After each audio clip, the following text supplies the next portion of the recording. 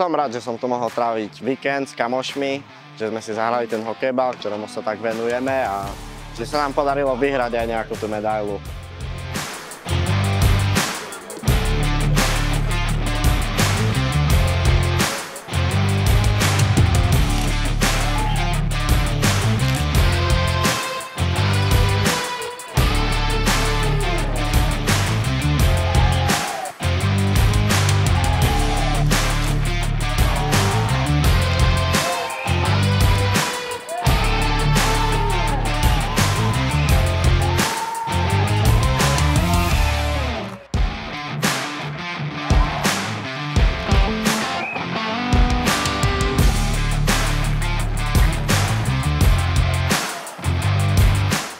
Tak turnaj hodnotím veľmi pozitívne.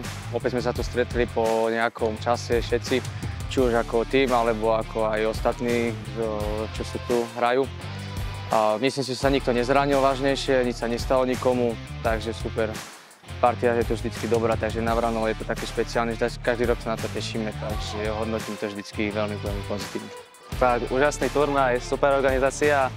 Škoda, tento rok bolo menej tímov, ale myslím si, že všetky boli na vysokej úrovni a všetky zápasy mali tempo a super turnaj.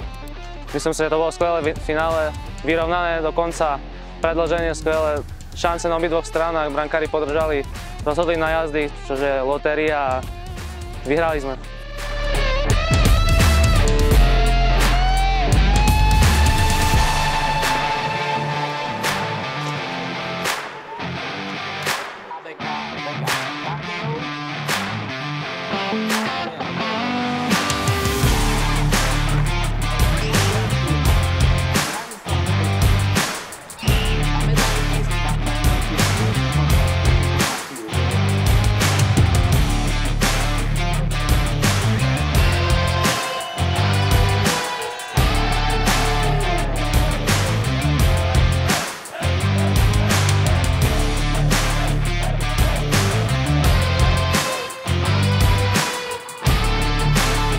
Tak turnaj akože každoročne akože skvelý.